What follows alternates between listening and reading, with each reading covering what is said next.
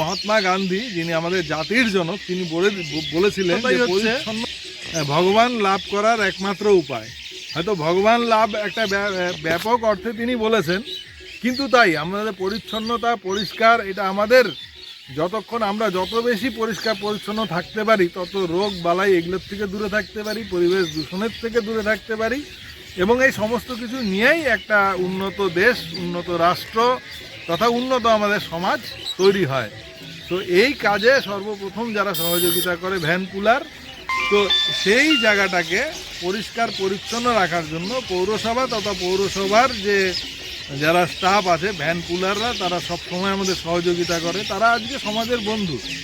Dry West আর হচ্ছে wait West, এইভাবে প্রত্যেকের বাড়িতে জার দিয়েছে, বা বর্জ্য ফেলার কুড়েদানি যেটা বলা হয়, বা বর্জ্য পাত্র দেওয়া হয়েছে, সেখানে আলাদা করে রাখতে বলা হয়েছে। সেখান থেকে ভ্যান পুলাররা নিয়ে আসে এবং আনার পরে এখানে এনে ফেলে, সেখানে সেগ্রিগেট হয়, এবং এখান থেকে ওয়েট ওয়েস্ট আছে, সেই ওয়েট ওয়েস্টের মধ্যে সার্টেন কালচার। এই যে এই গাড়িটা, এই যে ভ্যানটা আমরা দেখছি, এখানে লেখা আছে এটা হচ্ছে ড্রাই ওয়েস্ট। মানে দুরকম হয়, এই গাড়ির দুটো সাইড আছে, একটা হচ্ছে সবুজ দিক আর একটা হচ্ছে নীল দিক, তাই তো ভাই? মানে সবুজ দিকটাতে এনারা যেটা করবেন সেটা হচ্ছে যেটা বায়ো ওয়েস্ট আছে, বায়ো ওয়েস্ট ঠিক নয়, ওয়েট ওয়েস্ট মানে ভেজা সবজির খোসা, পচা ভাত, ডাল, রুটি, তরকারি, এগুলো সমস্ত কিছু সেগুলো পড়বে হচ্ছে সেই সবুজ অংশে। আর যেগুলো প্লাস্টিক আছে, প্লাস্টিক এবং যেটা নন বায়োডিগ্রেডেবল ম্যাটেরিয়াল, তো সেই নন বায়োডিগ্রেডেবল ম্যাটেরিয়ালগুলো আসবে হচ্ছে এই অংশে, যে নীল অংশটা কন্টেনারটা এবং আছে। একই রকম ভাবে যে বিভিন্ন ওয়ার্ডে ওয়ার্ডে রাস্তার মোড়ে মোড়ে যে বাস্কেটগুলো দেওয়া হয়েছে, সেই বাস্কেটগুলোর কালারও কিন্তু তাই। এটা হচ্ছে জাস্ট একটা ওয়েস্ট ম্যানেজমেন্টের সিস্টেম, তাতে ম্যান পাওয়ার এবং সমস্ত প্রক্রিয়াটা অনেক সহজভাবে। এই যে দেখা যাচ্ছে ডালা খুললো, এখানে কিন্তু এই যে সমস্ত যে প্লাস্টিক নন মানে বায়োডিগ্রেডেবল ম্যাটেরিয়াল, সেগুলো এখানে রয়েছে।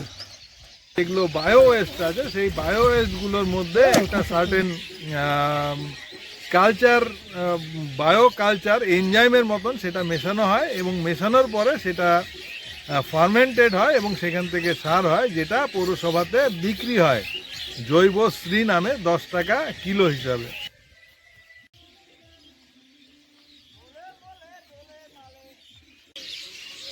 নমস্কার, আমি এই মুহূর্তে আছি, এটা মাথাভাঙা পৌরসভার 5 নম্বর ওয়ার্ড, যেটা বিধানপল্লী এবং আমলাপাড়ার সর্বশেষ প্রান্ত, যেখান থেকে বাঁধ এবং বাঁধের পরে মানসাই নদীর চর যেখানে। এটা হচ্ছে পৌরসভার ডাম্পিং গ্রাউন্ড। পৌরসভার ডাম্পিং গ্রাউন্ড মানে সমস্ত শহর, যেখান থেকে আমরা প্রতিনিয়ত নাগরিক সভ্যতার যে বর্জ্য, সেই বর্জ্যগুলো এসে একটা জায়গায় জমা হয়। দীর্ঘ প্রক্রিয়া, এই প্রক্রিয়ার মধ্যে কতগুলো সায়েন্টিফিক পার্ট আছে, সেই জিনিসগুলো আমি বলার চেষ্টা করছি। এছাড়াও আরও কিছু স্পেসিফিক আছে, সেগুলো আমরা পৌরসভার যে এই বিষয়ে আধিকারিক আছে, স্যানিটারি ইন্সপেক্টর পঙ্কজ কুমার রায়, তার থেকে স্পেসিফিকভাবে জেনেছি। তার আগে আমি যেটা বলার চেষ্টা করব, যে আমাদের প্রত্যেকের, আমাদের মাথাভাঙা এই মুহূর্তে হচ্ছে 12টা ওয়ার্ড। আমি 3 নম্বর ওয়ার্ডের বাসিন্দা। তো এখানে আমাদের প্রতিদিন সকালে আমাদের বাড়িতে অন্তত প্রতিদিন না হলে একদিন অন্তর ভ্যান পুলাররা যায় এবং তারা আমাদের বাড়ির থেকে বর্জ্য সংগ্রহ করে, এবং সেই বর্জ্যগুলো বিভিন্ন পদ্ধতির মাধ্যমে, এখানে মূলত 3টে পার্ট আছে। 3টে পার্টের মধ্যে একটা পার্ট হচ্ছে কালেকশনের পরে এসে এখানে জমা হয়, যেটা সেখানে দ্বিতীয় পার্ট, সেটা হচ্ছে সেগ্রিগেশন। মানে এখানে অনেক ধরনের বর্জ্য আছে, বায়ো, নন বায়ো, প্লাস্টিক, এই ধরনের বিষয়গুলো থাকে, এগুলোকে সেগ্রিগেট করা হয়। তার মধ্যে সবই প্রায় কাজে লাগে। প্লাস্টিকগুলো আবার রিসাইকেল হয়ে প্লাস্টিক হয়, যেগুলো হচ্ছে একটা সার্টেন মাত্রার উপরে আছে, সেগুলো দিয়েই হবে শক্ত, বা সেই মাত্রার যে একটা নির্দিষ্ট মাত্রার নিচে যে প্লাস্টিকগুলো থাকে সেগুলো হয় না, সেগুলো অলরেডি ব্যান্ড হয়ে গেছে। তারপরেও কেউ কেউ বেআইনিভাবে সেগুলো বাজারে বিক্রি করে। আর তার পরবর্তী যে বিষয়টা আছে, যের মধ্যে দুটো জিনিস, একটা হচ্ছে টেট্রা প্যাক, আরেকটা হচ্ছে ডিমের যে ক্যারেট থাকে, সেগুলো কিন্তু কোনোভাবেই কোনো কাজেই রিসাইকেলে কাজে লাগে না।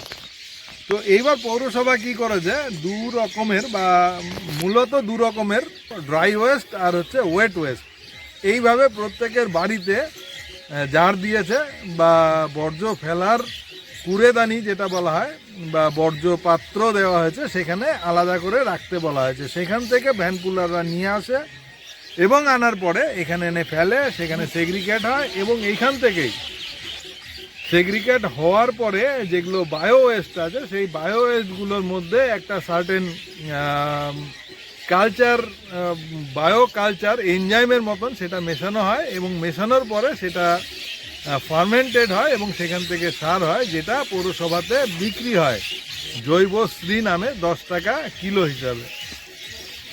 এবার এই যে এতগুলো কথা বললাম, তার কারণটা হচ্ছে আমরা যেটাকে একটা সাধারণ জিনিস বলে মনে করি, কিন্তু একটু যদি আমরা ভাবি যে আমাদের বাড়ির ওয়েস্ট তথা শহর বা নগরের ওয়েস্ট, আজকে বাজারের ওয়েস্ট, সেগুলো যদি দিনের পর দিন আমাদের থাকার জায়গাতে, আমাদের নালা নর্দমা, আমাদের বাড়ির চারপাশে পড়ে থাকে, তাহলে আমাদের পরিবেশ কিন্তু ভয়ঙ্করভাবে দূষিত হচ্ছে।